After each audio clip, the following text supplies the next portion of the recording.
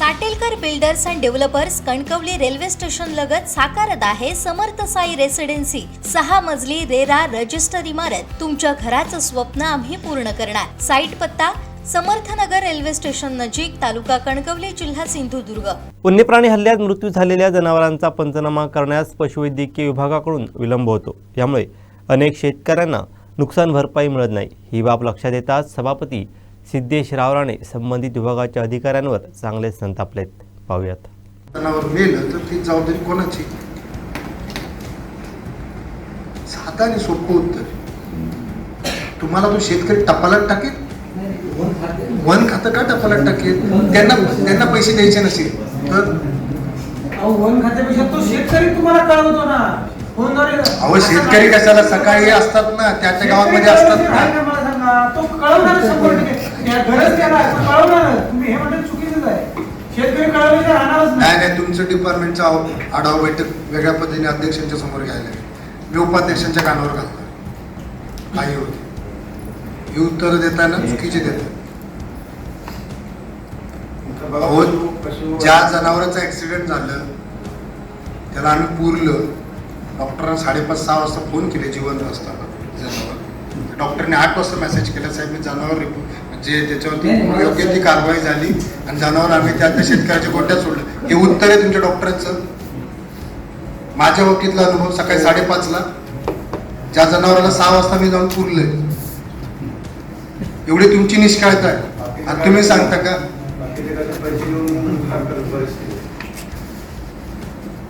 काय साहेब उत्तर देत आहे? 7:30 ला तुमचे डॉक्टर मला मेसेज करतात।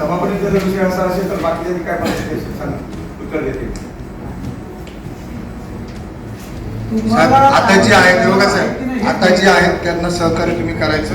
यांच्या मार्फत जेवढी शेतकऱ्यांना मदत देता येईल आपल्याला त्यासाठी आपण त्यात कुठल्याही प्रकारची त्रुट काढायची नाही।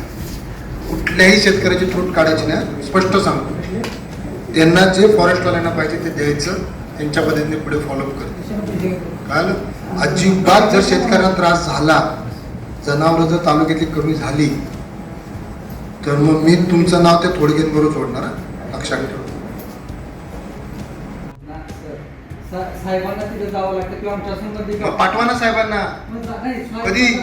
स्वतः जाते। तुम्हाला गाडी हवी आहे का? नाही, स्वतः डॉक्टर पण जाते, पण कल्पना मिळत नाही। कशी कल्पना मिळत नाही? जर आम्हाला लोकप्रतिनिधींना कळतं, पत्रकारांना कळतं, फॉरेस्टवाल्यांना कळतं, तुमच्या डॉक्टरांना फोन करणारच।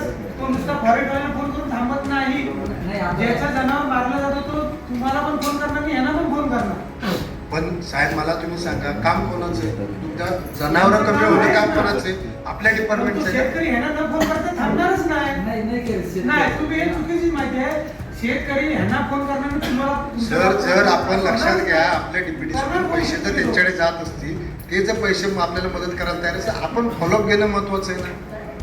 आपल्या शेतकऱ्याला न्याय मिळाला पाहिजे, तालुक्याच्या जनावरं वाढली पाहिजे, दूध वाढलं पाहिजे। काम कोणाचं आहे? साहेब एखादा शेतकरी टपालात टाकेल का याचं आधी उत्तर द्या। कोण कुठल्या एखाद्या शेतकऱ्याला उठवा, आम्ही पण सगळे शेतकरी, मी टपालात टाकू?